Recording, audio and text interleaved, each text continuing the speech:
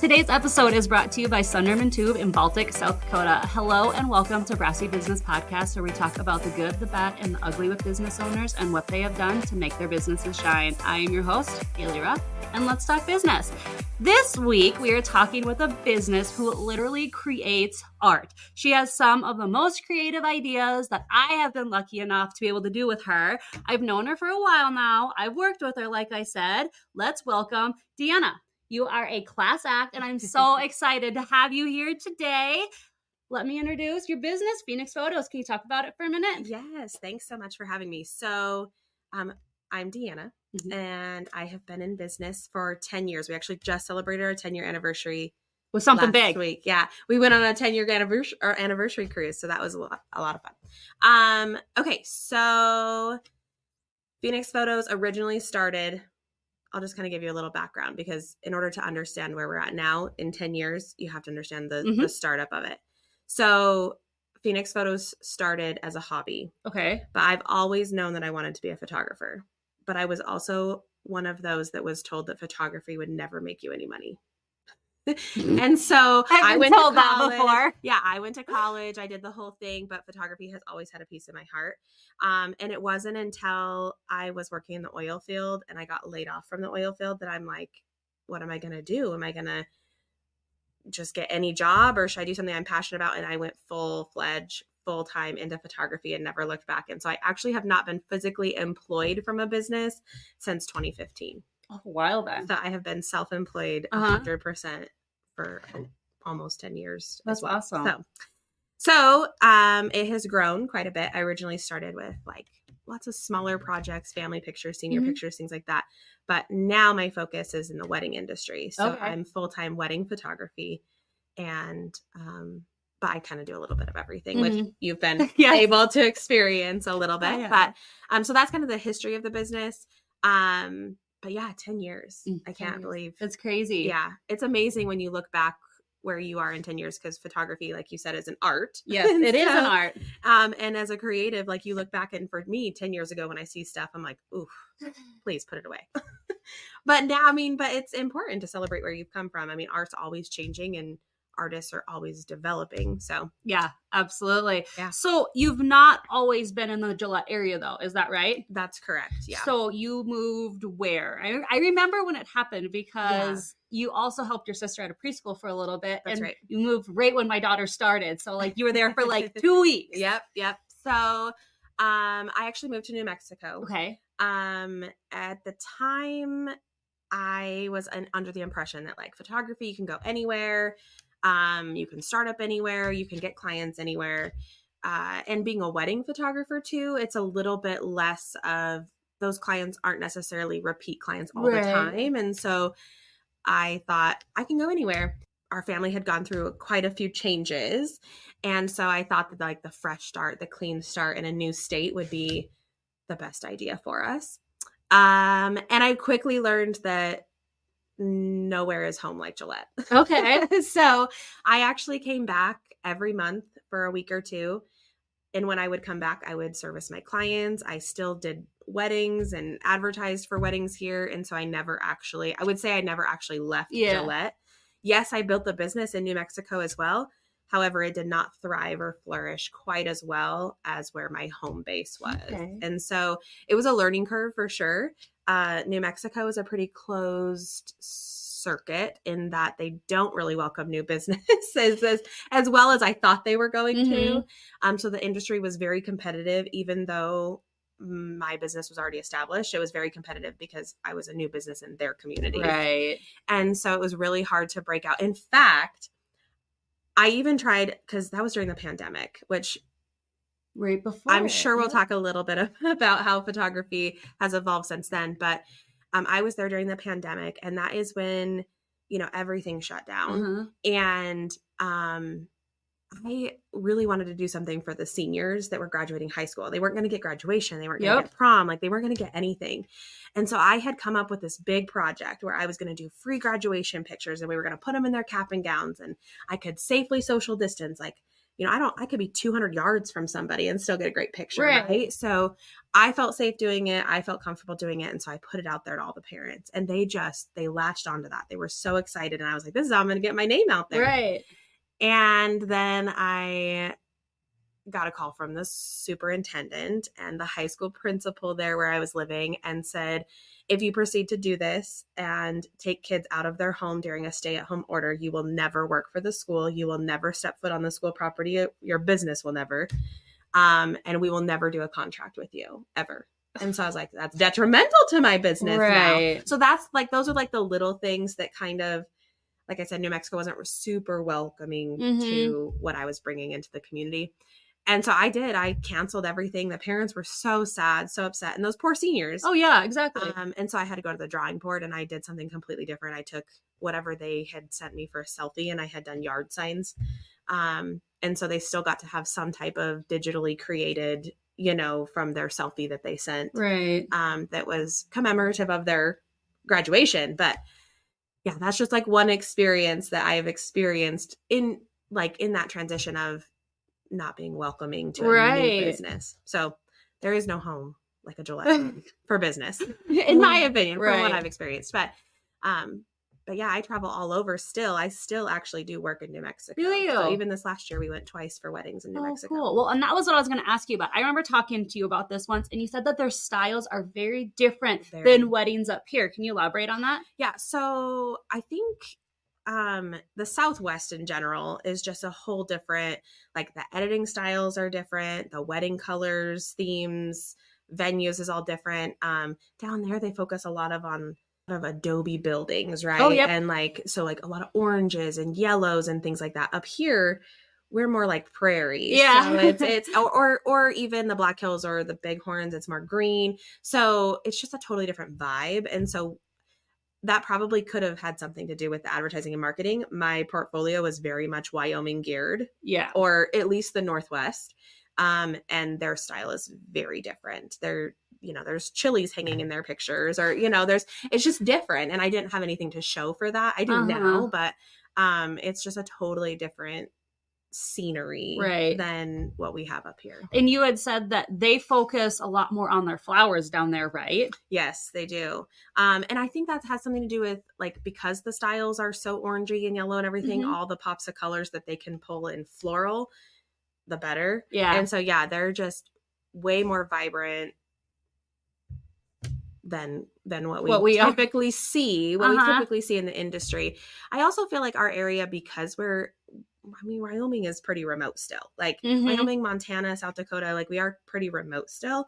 And so I think that what people see as trending in the wedding industry is a little bit behind where the rest of the nation is. And so trends we're seeing today or this summer were trending across the nation maybe 2 years ago. Yeah. So we kind of see that evolution a little bit. So things I was seeing in New Mexico that were cutting edge and latest and greatest, I'm seeing that now in my weddings this year. Okay. So, and it's been a couple years. So it's just kind of a cycle process, and but the styles are just very different. Huh. But that's interesting. Yeah.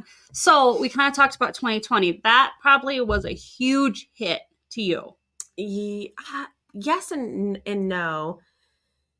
So there was a lot of help for small business during, not right away. Not right away. Right away, it was scary. It was you can't be self-employed and feed your family at the same time. But it was amazing how much help that there was for the small businesses in the end. They came out with loans and grants and, all sorts of things that you could qualify to get. Now, I didn't qualify for a lot of that because I was in New Mexico.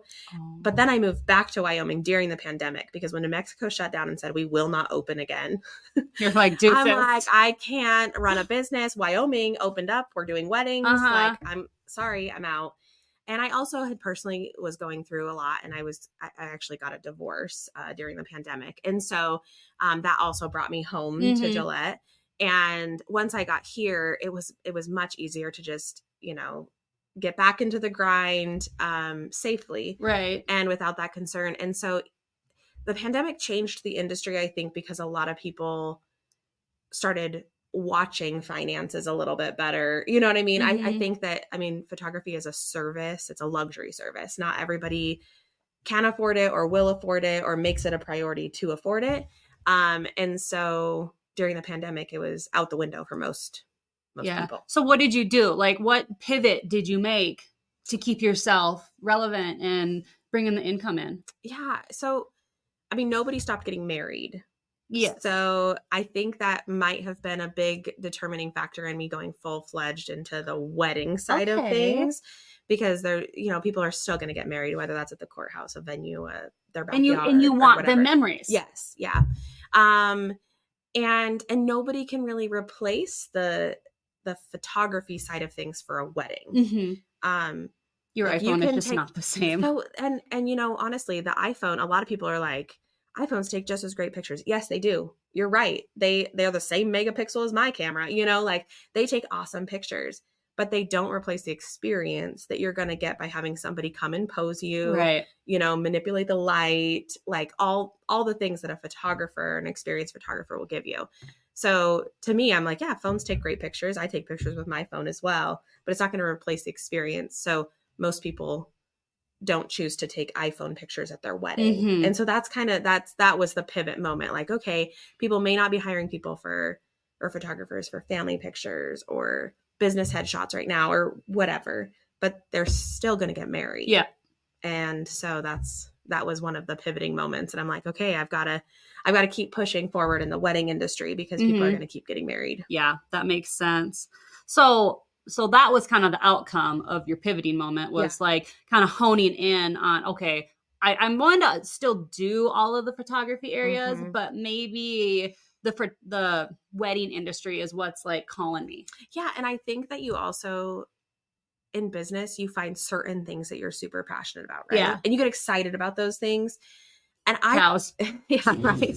Some of us have cows, chickens. So I think if it brought me joy, and if I woke up and I was excited, it had nothing to do with the client well, I can't say that. It has a lot to do with the client relationship. But like when you wake up and you're excited to go to work, like that's the feeling I want every day. And that's what I get for every wedding. And so some of the other stuff that's fillers, I don't get as much joy from it. Okay. Am I good at it? Sure. Like, do I enjoy that? Yeah. But does it bring me like that excited moment?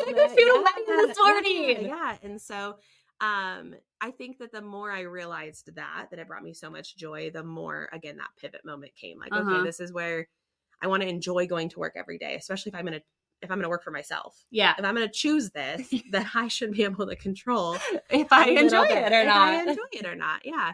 And so, yeah, but do I still do everything else? Yes. Mm-hmm. Yeah. And I find joy in that too. Don't get me wrong. Like, I'm not going to show up to your family pictures like a bump on a log. No. Like that's not it. No. It's just the excitement for me that comes from doing weddings. It's just a totally different, relationship that I get with my couples than I do with my families or seniors or boudoir or whatever it might be. Yeah. So you've tried lots of different styles. You've tried lots of different sessions. Like, we've done unicorns. You and I have done cows. You've done babies. You've done Easter. You've done it all. Yeah. Have you ever thrown an idea out there that just flat out did not work?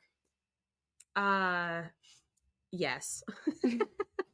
Yes. And you know what? I think every photographer in town can speak to this as well.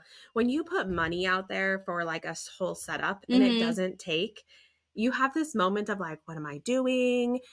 This is the month of the great slowdown.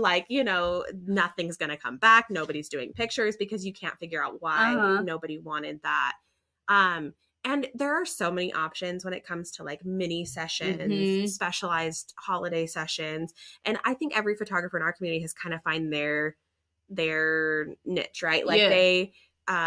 There's certain people that really thrive on Santa Claus, or there's certain people that really thrive on newborn. And there's a lot of industry respect as far as I don't want to say stay in your own lane type thing, right. But when you decide that that's what you're gonna do and you're really good at it and you hone in on that, people can recognize that. Yeah. And so for me, when I like started to try to do it all, I quickly realized like you can't do everything because it's not going to work. You're going to spend money to create these sessions that not everybody's going to want. Yeah. And so I quickly realized that if I plan ahead, I do my whole year mini session planning in December of the previous year. Okay. And I schedule them. I say, these are the dates I'm going to do them. And this is what it's going to look like, and book it. And that has solved a lot of problems for me because the same people, you know, every year are like, okay, well, this year she did Easter's last year. So we're going to do the same one because they were so cute. And there's a lot of trust there, rather than just trying to throw out new ideas all the time because it may not take. Right. And then you dumped a lot of money into something that maybe nobody wants. Right. That makes sense. So, and you can't do it all. Like, I think as business owners, we really try to wear a lot of hats. Yep. And that is a big problem. I need to accept that I cannot do it all between advertising, marketing, editing, client engagement. Like you can't do it all. No. So, sometimes you have to ask for help. Or let things go. Right. Like I really don't have to do 7 different types of mini sessions this month. You know, like I've got to let some of that go because I don't have time. So no, that makes sense. So what do you think is like the biggest struggle the photography industry as a whole is facing right now? You know, I would actually say recently a lot of discussion in like the photography world is the creation of like AI. Okay. A lot of photographers have concern that might be a direction that we should feel threatened by.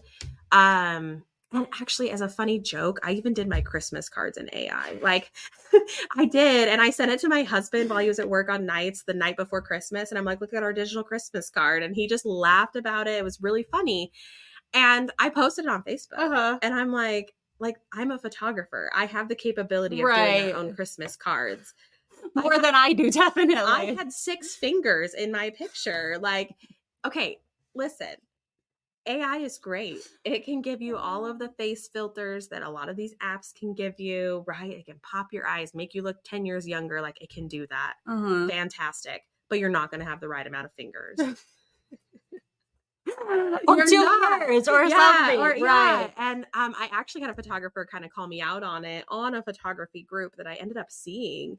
And she was like, yeah, a photographer I follow posted her Christmas card. And she didn't even come out and say it was AI. And I'm like, I didn't know I needed to. Right. Look at the picture. You can see I have 6 fingers. I thought it was funny. To me, it was a joke. Because I really it was a selfie image that I had taken of myself and now digitally manipulated, and it wasn't good. But people found it funny and they thought it was fun. And I guess, I guess that for AI, there's a lot you can do with it, but going back to like the client experience, nothing is going to replace that experience you have with somebody who's experienced with lighting, editing. Like 90% of the work is done after I leave the client, right? Like the camera takes great pictures, but the photographer creates the art. So what you put on your wall was created by me. It's not what the camera did. So, I would say that most would say it's AI. For me, I don't feel like that's a big concern, but I think the industry would say that digital manipulation, AI, the access to that the public has is a problem. Yeah. I have mixed feelings about AI. Like, I don't use it a bunch, but every once in a while when you're making Facebook posts or you're doing social media stuff and you're like, I need words and there's no words that are coming, I have a little program I can put my words into and it makes them sound so much better. That's right. But for like at least pictures and whatnot, I don't use a lot of AI like that way, but I see both sides of it completely. Well, and some photographers would even say that that's why they watermark these huge watermarks over faces and stuff so that clients can't take their pictures and then put them into an AI generator or whatever and totally alter what they've taken. And I can understand that. Like, no artist wants to feel like something was taken from them. Like, hey, I created that for you and now you've completely changed it. But at the same time, I also feel like watermarking takes away from the quality of the image. It takes away, so I just throw out there that hey, I know you're going to love your picture, so I'm not going to throw a giant watermark on it. But if you throw up an AI filter or something on that picture, I might comment on it or ask you to please take it down. Like I still own the copyright of every image I take. So has that been a problem? Like watermarking or like photo manipulation? Yeah. Yeah. I mean, everybody kind of like, I mean, you even see it like when you take a selfie on Snapchat, right? Like the first thing you do is swipe to see what filter looks better. And I think that people even do that on their professional pictures they've taken. It's not that they don't love their picture. I think they just might want to see it a little bit different. And so I would say it's a problem no matter who takes the image, no matter how much you spent. But I don't always see it either. I just ask my clients to have the respect for what they hired me to do. And I think most of them, they do. And that's what keeps them coming back. Right. So like we've worked together numerous times and I always try to make sure I tag you in the pictures whenever I post them. And we appreciate that. And I guess that's just never crossed my mind though. Yeah. Like I've never thought, well, she did all this work into it, so let me put my own edits over it. I just, no. Yeah. Well, it happened. I think it happens frequently. Like I said, I don't always see it. So I wouldn't always know. But even cropping, so if you crop an image that a photographer has taken, like you download it, then you crop it, and now you go and print it, you've actually altered the pixels on the image. And so, because they'll expand, right? Like you've changed the crop on the image. And so I even tell clients like, listen, if you want a closer crop or whatever, like, please let me know. Like I'll do it so that it's still going to maintain its resolution and you're not going to blow up an 8x10 and now you're all pixelated and blurry and can't figure out why. So I think, I don't know, it goes back to the client relationship. Like, mind blown. Yeah. I had no idea about that. Yeah. So I mean, I've had clients that literally took a picture that I've taken and then they cropped it down smaller, like a closer crop, and then went and blew up like a 30x40 above their mantle and then are wondering why their faces are blurry. And I'm like, well, you should have let me crop it. like because I can do it in a high resolution so that we still maintain the pixels, per inch. So, anyway, yeah, just little things. But again, that goes back to the client's expectation. Like if that expectation is set during session, they're going to know that. Right. Like I've already talked to them about that, right? Like they already know that I'll do that for them. So they don't need to worry about it. But tagging your photographer is a great thing because that's the biggest pat on the back that you can give your photographer. Right. Well, and I mean, obviously I love small businesses. That's not a secret at this point in time, but I appreciate the time, that you came out, that you gave me, that you did such a good product. And I want to share that with everybody. And I want them to know that, hey, if you want amazing pictures, Phoenix Photos right here. Well, and then they all want pictures with the cows. What do you do? Ponies. And the ponies. I do love a pony. That's funny. Oh, but yeah, I mean, I think we love when clients tag us. It's a way that I've gotten to the point in my business where I don't do a whole lot of advertising. Over time, just word of mouth has kind of been where my client base comes from, which is awesome because it saves me quite a bit of money. But at the same time, like if you can see the quality of a product, you're like, I want that too. And I'm willing to invest in that. And so I love when clients, post pictures or tag me in pictures. And then because it'll show up in their memories. Yeah. So years down the road, they're sharing them again because they posted. And since I was tagged, I get to see them again. Yeah. Like, oh my goodness. Like, look how much your children have grown. Like I took their pictures when they were 2 and now they're 10. Right. Like it's amazing to watch the evolution, over the course of the business as well. So we talked about that earlier. Yeah, that's awesome. So you've done it all. You've done weddings, you've done seniors, you've done families, you've done newborns. What's the wildest thing that's ever happened on a shoot? I think there's a special place in everybody's heart for the newborn photographer. I remember when we did newborn photography for both of my kids, and I'm like, never again. This is awful, and I do not have enough patience for this. So there are a few that I will just send my clients to here in town. I'm like, oh, they're the best. Like it takes a special level of patience. Oh, it so does. For sure. And you get pooped on and peed on, and it's just not something that brings me joy in the morning. And so I quickly realized that that's just not for me. No. So you don't want the newborn poo all over the shirt. No, I can do it, but again, I haven't developed that area of craft quite as well as some others in town. So I'm happy to be like, here, this is where you should go. Especially if they're going to provide the same client experience that I can. I trust, I want my clients to have the best experience. And I know for newborn photography, that's not me. So did you have like one session that's just like flat out? Yes. You're like, okay, let's hear about it. So first of all, this baby shows up to my studio, and the mom, I don't feel like prepared me for what I was going to be getting into. The baby was extremely gassy, extremely fussy. Nothing was winning for it. And now I've done lots of training, right? Like I've done lots of training to pose, baby bonding, things like that, so that the baby has trust when they come into your studio and can hear you and relax and whatever, and tricks to do that. Nothing was going to work. And I could tell from the moment they walked in the door, I'm like, this is going to be the world's longest session. And the poor mom, like I felt so bad for her. You could tell she was so exhausted. Nothing was working for her either. Right. I have never seen so much baby poo and spit up in my entire life. And I ran out of blankets, like, because what you do is you layer blankets and you peel them back for different colors and things. And I mean, babies pee, you can't control that. But there was just so much bodily fluid.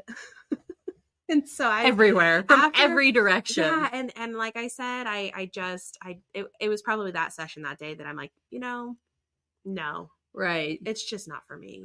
And like, I love babies, right? Like I love the squishy babies, but bring me the babies for the family session or the mommy and me, and or the like in your home, in their nursery, cuddling and snuggling them, more focused on baby bonding and less about posing them in a cute bucket. Right. I'll tell you where to go for that, because I can't be pooped on anymore.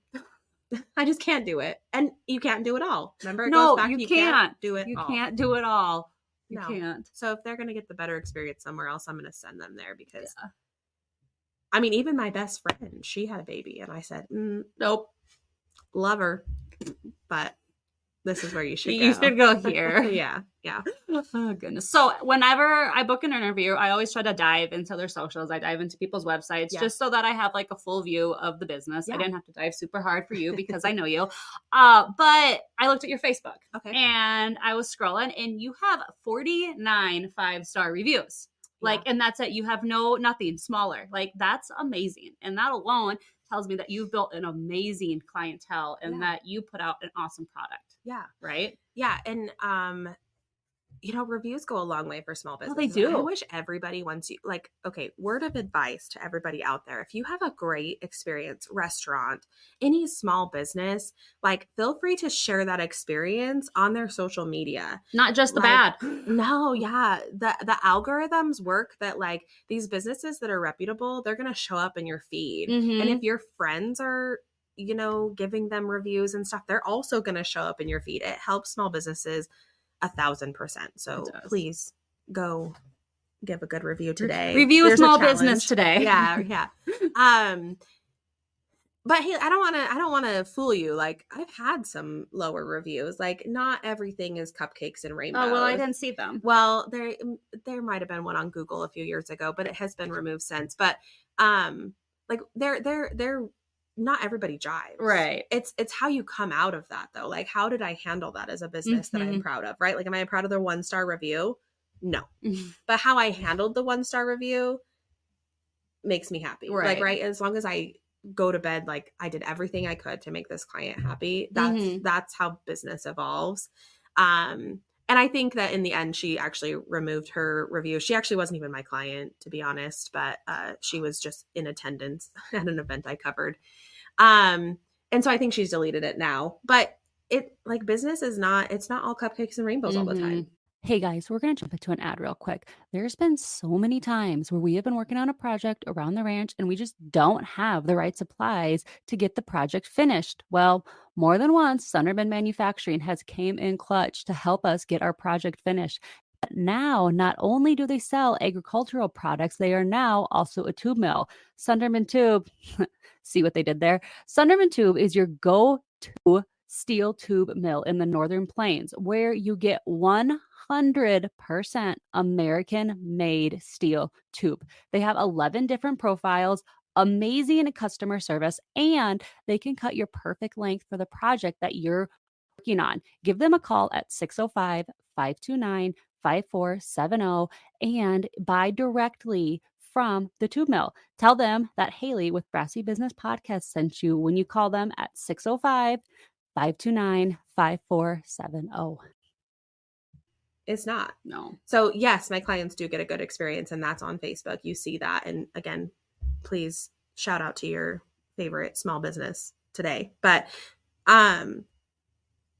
it's there are in every business. Mhm. Like, I don't want to seem like I'm above this, because there probably are some negative experiences. You can't please everybody. No, you can't. Oh, and like my personality definitely does not jive with everybody. Yeah. So I have a very big, loud personality to where when I come out in public, like I have a big personality, but like I also go home and hermit in my office frequently. Right. So like I get it. I know my personality isn't for everybody, just like your business probably isn't going to be for everybody also, as much as you would love it to be. Yeah. Or And I think that in today's society, we are so accustomed to like the instantaneous response, right? Like the quicker that we get a response, the better for all of us. And photography is not really that way. It's not instantaneous all the time. And creating those business boundaries too, like I probably am not going to respond to you at 3 a.m. when you're on your night shift. Like there was a time where I did do that, but when I come back to you at 8 a.m. or 9 a.m. and respond, and now you're mad at me for that, like, I'm sorry. I was sleeping. This is a business boundary. If there's not a respect on the business boundary, then maybe you're not the best. We're not the best suited for one another. And so, yeah, like even though I have great reviews, I don't want to appear that there hasn't been struggle over the years, because there definitely is. And there's, you just have to find a good fit. Once you find that good fit, whoever that photographer is, they're going to provide you with the best service. Right. And yeah, that just, it's not everybody's experience. So yeah, it's not always cupcakes and rainbows. It's not always unicorns and rainbows. No.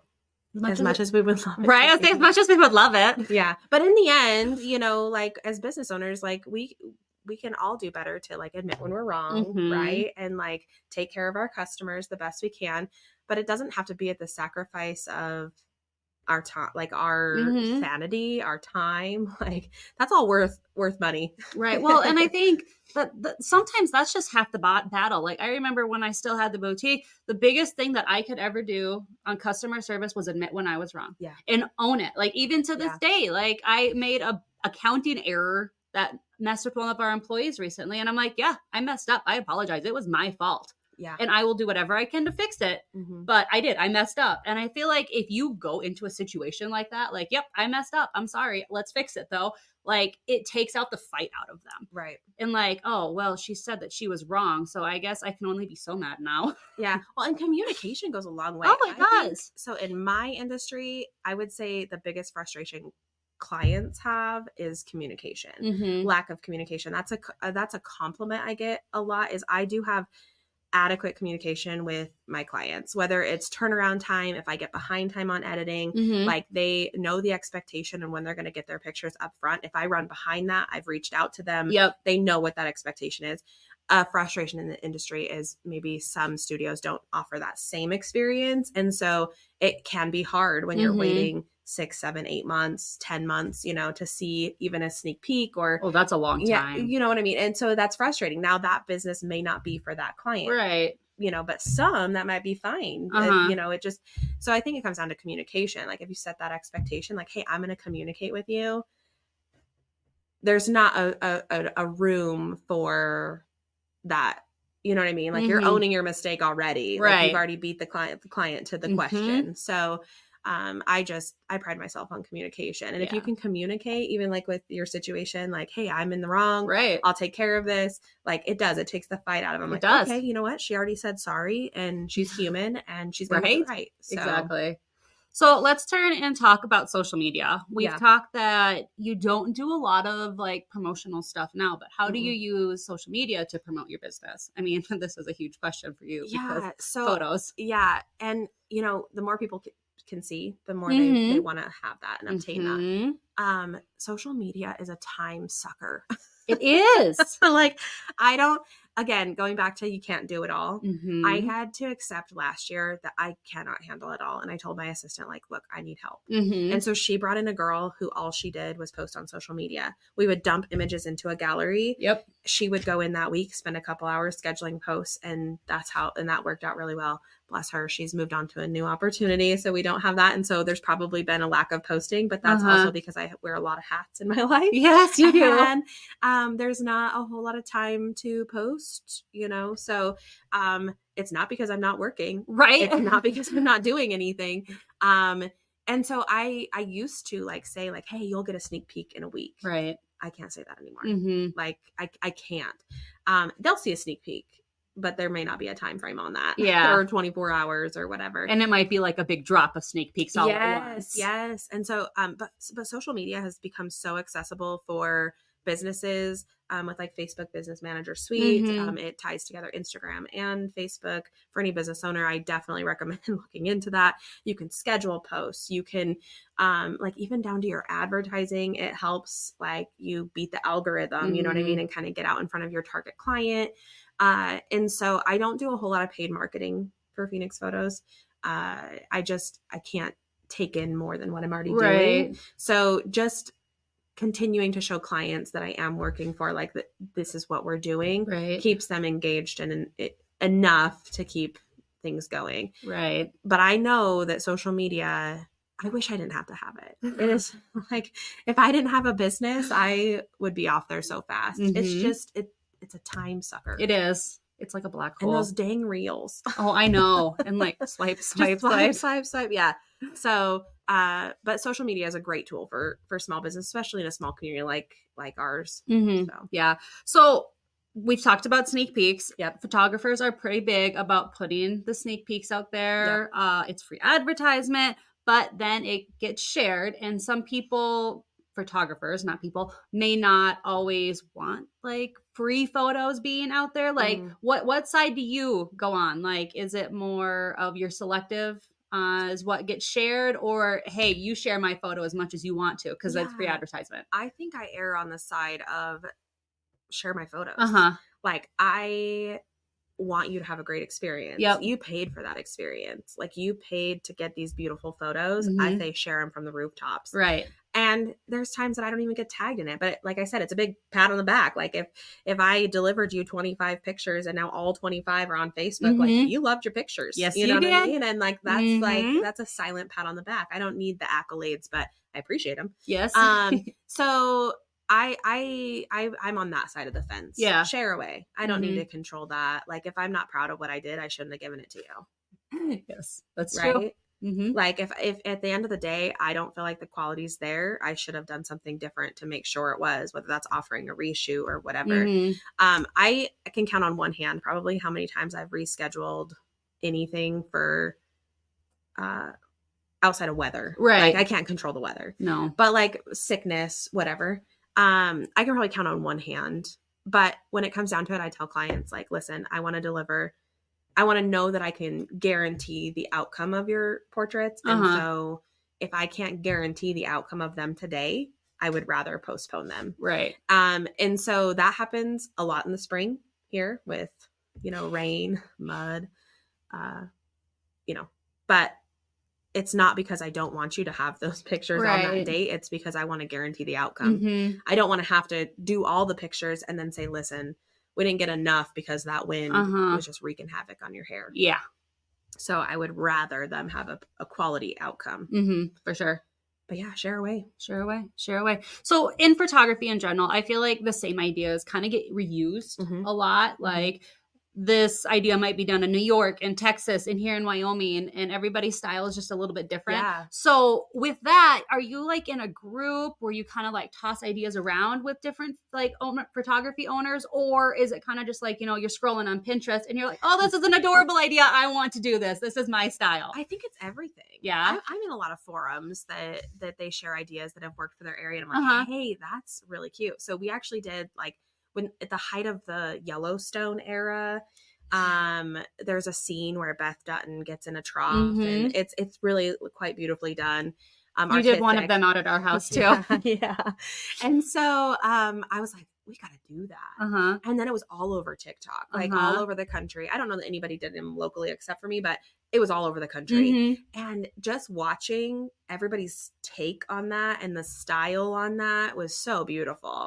And then it got to be like, it wasn't even about Yellowstone anymore, right? It was just like the beauty of the female body, you know, in nature, but not exposed, you know? And so, yeah. Yeah. I watch everything at TikTok and Reels can be a time sucker too, as far as creative ideas go. But just because it's been done doesn't mean you can't do it. Yeah, for sure. I mean, we're artists. I have my own spin. So even though you did it, I'm not going to do it the exact same. Yep. Didn't one of my cows like come and chill in the background of them photos? Yeah. That happened. It did. It's fine. Yeah. They're friendly cows at least. Oh, funny.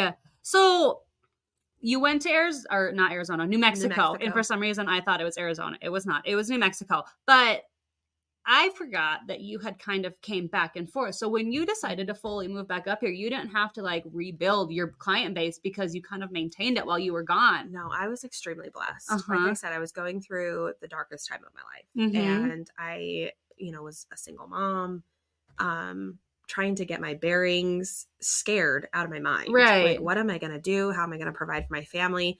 And this isn't a hobby. Right. Like, this isn't a hobby.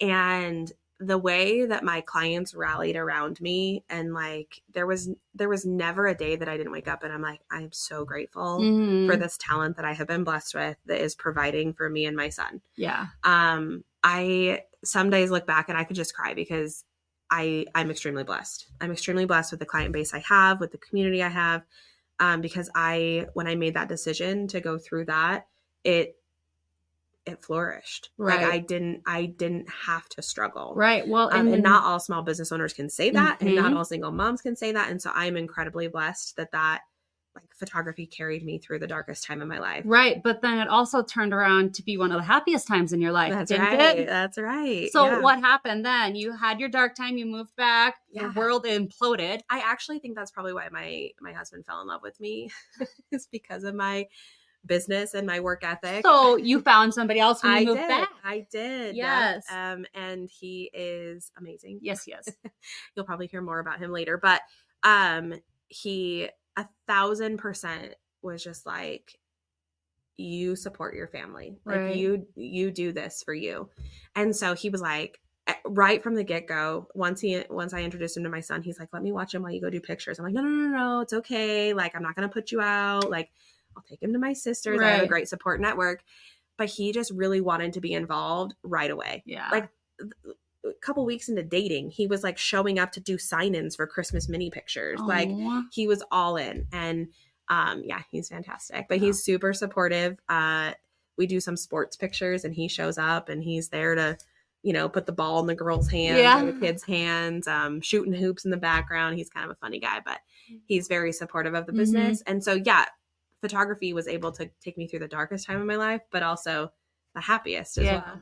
So that's awesome. It's beautiful. Yeah. The story, it has a very beautiful ending. Thank you. It does. So I've started asking our followers, the very few of them that I have right now, what questions they have for people that I'm interviewing. And I had lots of questions for you. Okay. So I'm going to actually read them because I want to make sure that I get them right. So this is coming from Ann in South Dakota. She wants to know, it seems with phones, anyone can take a picture fairly easy now. What differences does a photographer offer than a phone picture? Okay. We kind of talked about that. We kind of have talked about it, the whole experience. Listen, photographers, what they do is magic. Mm-hmm. It's pure magic, right? Like we are controlling the light. We are controlling every aspect of the engagement that you're having together. Mm-hmm. We're watching for the moments and not missing them. An iPhone can do great for the look here and smile cheese moment, but it's not going to get, you tickling your little one. And you see all the time that moms are like, dads, take pictures of us, right? It doesn't happen. No, it doesn't. And if it does, it's the double chin angle. Like, can we get it right? Yes. But, so photographers, you're going to get the moments where it goes beyond the pictures. Uh-huh. It literally freezes time. And so, yeah, you can take great pictures with your iPhones, but it's not going to provide you with the same experience. Well, that, and like you said, 90% of what you do is editing. Yeah. And I'm sorry, but my portrait mode and put it to natural sunlight is not the same edits that you do. And if you're going to blow up that picture 30 by 40 above your mantle, like you don't want the booger beneath the nose. You don't want lunch from the day before on your son's chin. Like you don't want the stain that you didn't realize was on your blouse there. And so a photographer can do that. A photographer is trained through their talent to look for those things that, so yeah, we're creating. It's not just, it doesn't end with clicking the picture. Right. It's everything that happens behind the scenes. Yeah. So for sure. So the next one that I have, this one was from Brianne in Wyoming. She wants to know, what was the most fun request you've ever got for a client shoot? Double points when you can send me a picture to add to this video. Oh yeah. Okay. So I have a really fun client that every time we do a session together, she wants to incorporate some fun idea. Okay. And so probably was 5 years ago. She was like, we want to bring the chalk bombs, like how you can do like the color runs. Yeah. And they throw the chalk bags. She's like, we want to wear white shirts and we're going to throw chalk bombs at each other. And I was like, how's this going to photograph? You know what I mean? But it was so fun. It was so fun. And then she wanted to bring dyed water and squirt guns and wear white shirts and dye. Anyway, so she has some teenage boys and they go ham wild with it. Like they are all about it.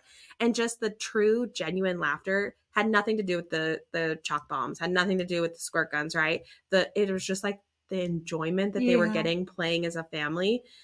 Those memories will carry with them forever. Family pictures shouldn't be a burden. No. It shouldn't be. I mean, it is for every family. Like you will smile. You will smile. And you will get ice cream at the end. Like, and you will not fight with me about it. And you will smile and you will have fun. Damn it. Yeah.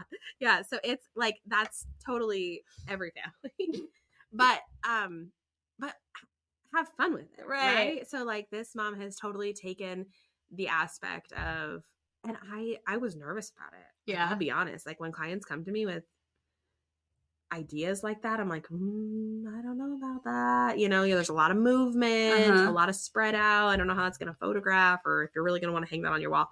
But it was pretty cool. It was pretty cool. It was a unique idea that you just don't see in family pictures that really brought out their family's personality. Yeah. That's awesome. Yeah. I love it. So the other one that I have is Amy wants to know, what are some annoying things clients do or ask for? So maybe we don't do them anymore. I want to tread lightly here. Yeah. Because I don't want to offend anybody. But at the same time, I get asked often, and this is just annoying. I only need a couple pictures. And what I do, it takes some education to them to be like, I don't just take a couple pictures. Right. Like that's not like I don't show up for 5 seconds and take 2 pictures and deliver that to you. Like that's not how it is. Because again, taking the picture is just the start of it. Right. The work really happens after taking the picture.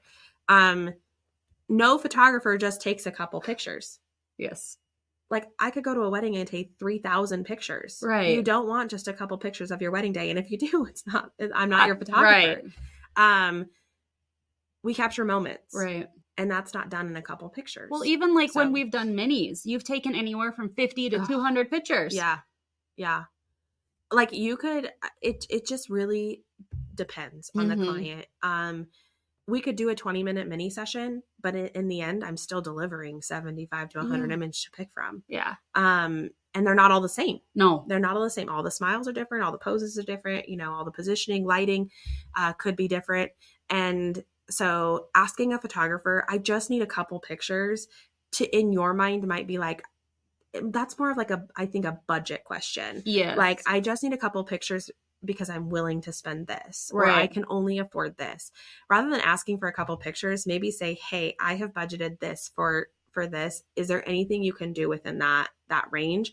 Because I might be able to figure something out in your budget. Right. I may not be able to figure something out for a couple pictures. For sure. And so like I said, I want to tread lightly because I don't want to offend anybody. Everybody's budget is totally different. Everybody's, expectation is different too. Yeah, for sure. So I don't want to offend anybody, but a couple pictures is not a reality in this industry. Yeah. So I like that you have a solution though. Yeah. Like, hey, I have, $200 to spend. Do you have anything that you can do for me for $200? That's great. I love it. You see it all the time on Facebook. Like, I don't want to pay an arm and a leg. Well, what's an arm and a leg to you? Because to me, it might be different. There's value to it. So there's somebody that if you Google it, there's a value. Okay. What an arm and a leg costs. I don't know if I'll do that. But there. So but that is different to everybody. Exactly. To everybody. So rather than saying like, hey, I want a photographer that's not going to cost a lot, maybe say like, I'm looking for a photographer that's under $300. Right. And then all the photographers are like, okay, great. I don't have a package designed under $300, but I might be able to figure something out for you. Exactly. And so I think just being open, it goes back to the open communication thing. Like when we set that expectation, if the client also sets an expectation, those who can show up for that expectation are going to show up in your feed for that. So yeah, just a couple pictures, an arm and a leg. Doesn't cost too much. It's all irrelevant. Funny. So this kind of rolls into what I wanted to ask you next. So somebody who is in the market for a photographer, like what would you tell them like to look for, or questions to ask, or questions about pricing? Yeah. So I'm pretty transparent as far as like pricing and stuff goes. I feel like if I'm your pick, I don't want to have to go through a half an hour conversation to figure out if we're going to be a good fit. Right. So I pretty much put everything out there. Like if you ask for packages and pricing, I send my most popular ones and then we go from there. But but that is also discounting those that have a budget that may not fit my packages. So then we do have to have that communication. I don't know. I guess my advice would be like, depending on what you're looking for, if you're looking for a wedding photographer, I would ask questions like, are you experienced in indoors and outdoors? Like, or how many weddings have you done? Or what is your typical, average? How many do you do typically on average, or something like that? An experienced photographer will have done several in a year. Right. Like I don't think you don't have to do 30 in a year like I do to be a professional wedding photographer. There's some that do 5 and they're great. That's just their business boundary that they've set for themselves for timing. Because weddings are a whole other animal.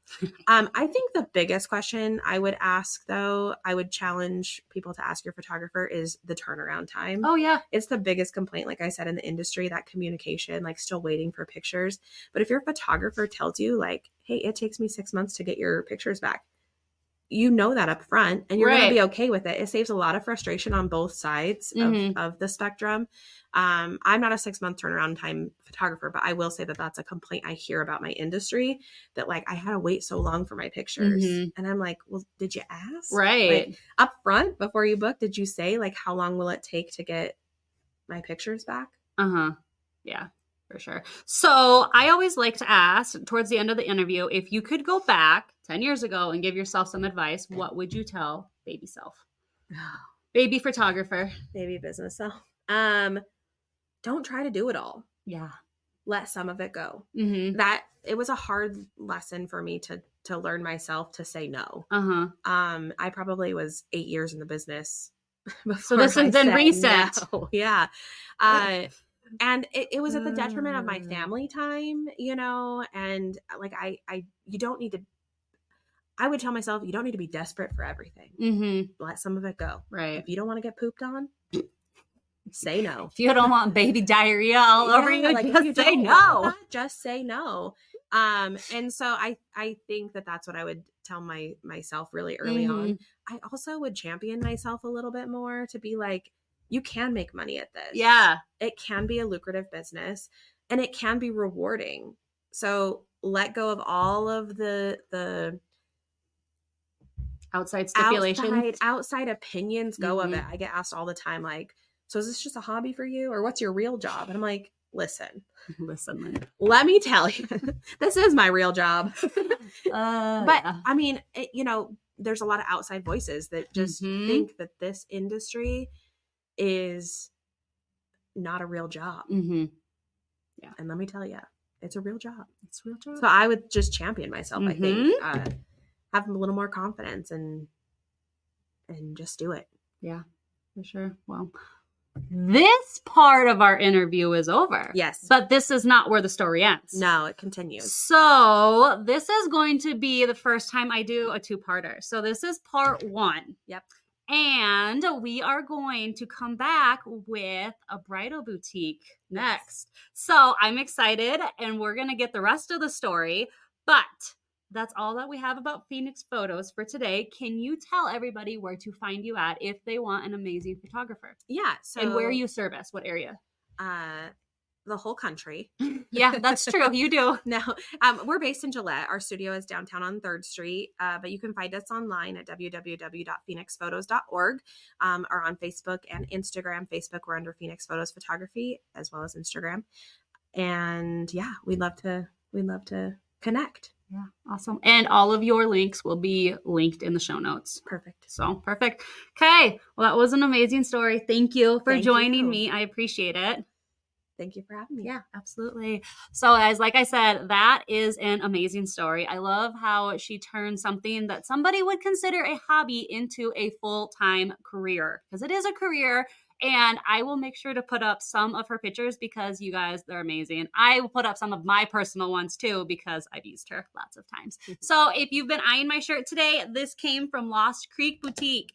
That is all that I have for today's episode, and thank you for joining me. If you would like to watch the video version of this, you can find it in the notes or by searching Brassy Business Podcast on YouTube. Make sure to follow the show on Spotify and Apple Podcasts, and look us up on Facebook, Instagram, and TikTok under Brassy Business Podcast so we can stay in touch. Thank you so much. Have a great day, and I will see you next week for part 2.